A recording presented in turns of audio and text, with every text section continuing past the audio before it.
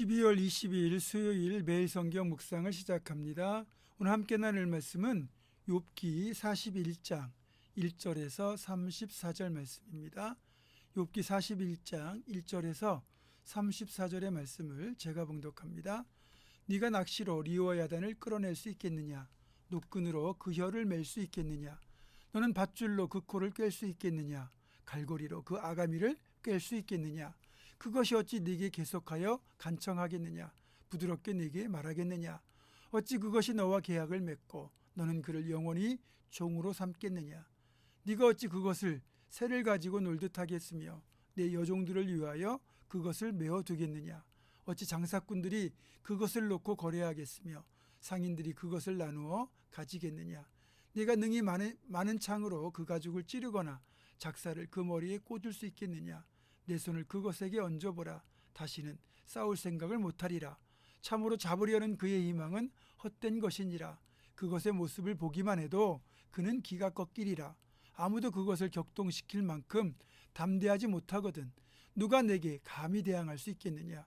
누가 먼저 내게 주고 나로 하여금 갚게 하겠느냐? 온천에 있는 것이 다 내 것이니라. 내가 그것의 지체와 그것의 큰 용맹과 늠름한 체구에 대하여 잠잠하지 아니하리라. 누가 그것의 겉가죽을 벗기겠으며 그것에게 겹재가를 물릴 수 있겠느냐? 누가 그것의 턱을 벌릴 수 있겠느냐? 그의 둥근 이틀은 심히 두렵구나. 그의 질비한 비늘은 그의 자랑이로다. 튼튼하게 봉이 나듯이 닫혀 있구나. 그것들이 서로 달라붙어 있어 바람이 그 사이로 지나가지 못하는구나. 서로 이어져 붙었으니 능히 나눌 수도 없구나. 그것이 재채기를 한즉 빛을 발하고 그것의 눈은 새벽의 눈꺼풀 빛 같으며 그것의 입에서는 횃불이 나오고 불꽃이 튀어나오며 그것의 콧구멍에서는 연기가 나오니 마치 갈대를 태울 때에 솥이 끓는 것과 같구나.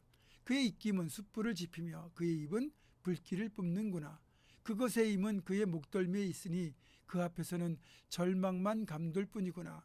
그것의 살껍질은 서로 밀착되어 탄탄하며 움직이지 않는구나. 그것의 가슴은 돌처럼 튼튼하며 맷돌 아래짝같이 튼튼하구나. 그것이 일어나면 용사라도 두려워하며 달아나리라.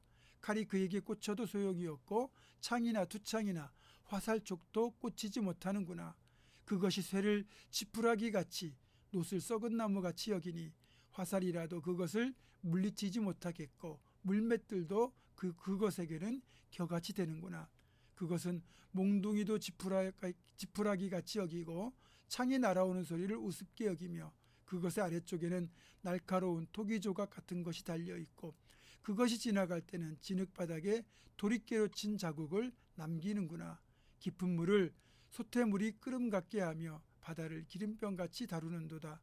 그것의 뒤에서 빛나는 물줄기가 나오니 그는 깊은 바다를 백발로 만드는구나. 세상에는 그것과 비할 것이 없으니 그것은 두려움이 없는 것으로 지음받았구나. 그것은 모든 높은 자를 내려다보며 모든 교만한 자들에게 군림하는 왕이니라. 아멘. 어제 본문과 오늘 본문에는 우리말로 번역하지 않고 그냥 놔둔 두 개의 단어가 있습니다. 예전 개역 성경에는 하마라고 번역이 되었었는데요. 그게 어제 본문 15절에 등장하는 베헤못과 그리고 악어라고 번역되었던, 그러니까 오늘 본문 1절에 등장하는 리워야단, 이 두 단어가 바로 그 단어입니다. 그러니까 베헤못과 리워야단, 이 두 단어입니다.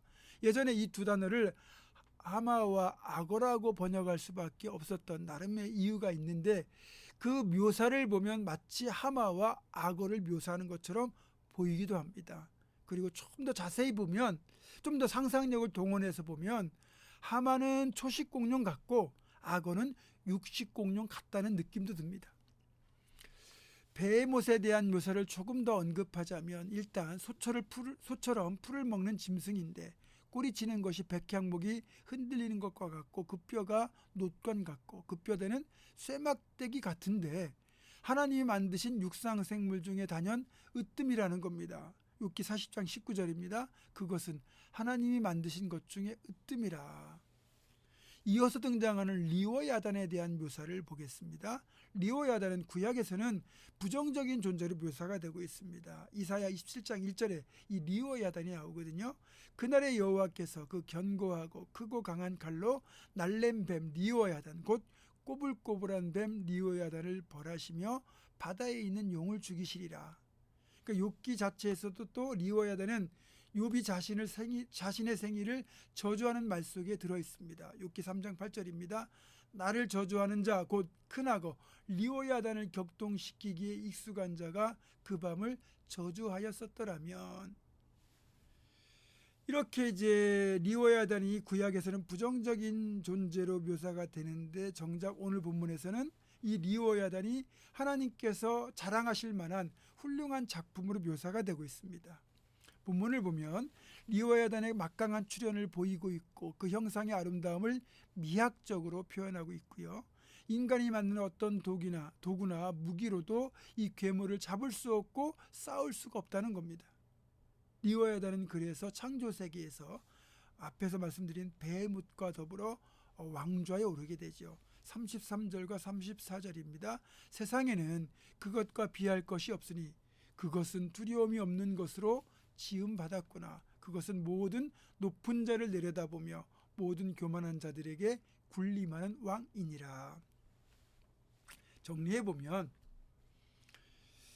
이제 베헤못은 육상의 지배자, 리워야단은 바다의 지배자로 여겨지던 신화 속 동물로서 당시 사람들에게는, 욥이 생존하던 당시 사람들에게는 베헤못이나 리워야단을 만난다는 건 곧 죽음으로 여겨질 정도로 두려움의 대상이었습니다. 그런 베헤못과 리워야단조차도 실상은 하나님의 통치 아래 순종해야 되는 하나님의 피조물 뿐이라고 지금 말씀하시는 거예요. 그러면서 가장 강력한 피조물인 이 베헤못과 리워야단조차도 하나님 앞에는 한낱 피조물일 뿐인데, 베헤못도 아니고 리워야단도 아니고 가장 연약한 인생인 욥이 하나님을 향하여 질문하고 항의하면서 결국 하나님을 변론의 자리까지 이끌어냈다는 엄청난 일을 행했다는 걸 알려주기 위하여 하나님은 이렇게 베헤못과 리워야단을 거론하시는 겁니다. 쉽게 말해서 욥을 거의 베헤못과 리워야단보다 더 뛰어난 천상의 존재로까지 끌어올려 주신 거예요. 그러니까 하나님께서 욥을 향하여 막 질문 세례를 퍼부으며 욥을 몰아가시는 것 같지만 사실은 하나님께서 욥을 받아주시고 그를 대화의 파트너, 토론의 파트너로 지금 인정하고 계신 겁니다.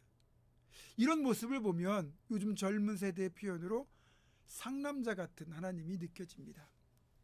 여러분, 오늘 본문에서 욥이 보여주는 교훈은 여러 가지가 있겠지만 아무리 이해가 되지 않고 용납되지 않는 고난을 만나더라도 하나님을 향한 질문, 즉 기도를 포기하지 말라는 겁니다. 고난을 끝내달라는 기도도 좋겠지만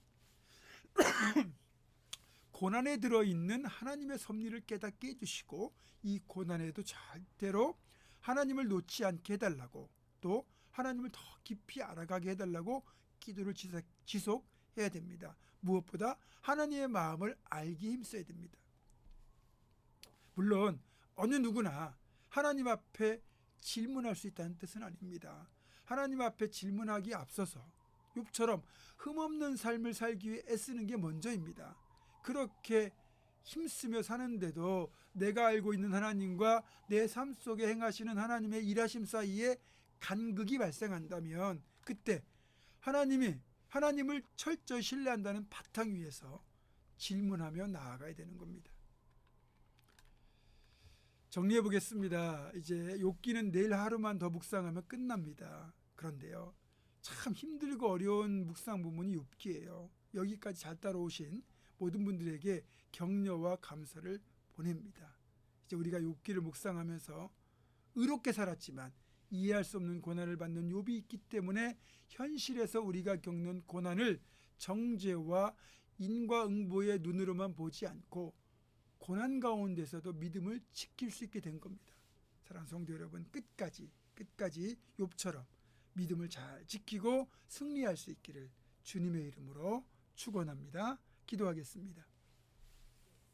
결국은 욥을 만나 주시고 욥의 그 질문에 대답해 주시고 욥을 향하여 하나님의 마음을 전달하시는 모습을 보면서 욥기를 통하여 우리는 참 많은 것을 깨닫습니다.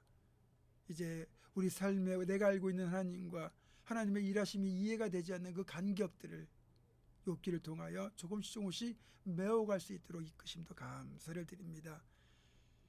고난을 당할 때 인과응보나 정죄의 눈으로 보지 않고 하나님의 일하심 측면에서 이 고난을 잘 이겨낼 수 있는 믿음을 구하는 우리 모두가 될 수 있도록 주여 도와주시옵소서. 예수님의 이름으로 기도하옵고 이제는 우리 주 예수 그리스도의 은혜와 하나님의 사랑과 성령의 교통하심이 끝까지 욥처럼 믿음을 지키고 승리할 것을 결단하는 사랑 모든 성도들 이들의 삶과 가정과 생업과 앞날과 우리 교회 위에 지금부터 영원토록 함께 하시옵기를 간절히 축원하옵나이다. 아멘.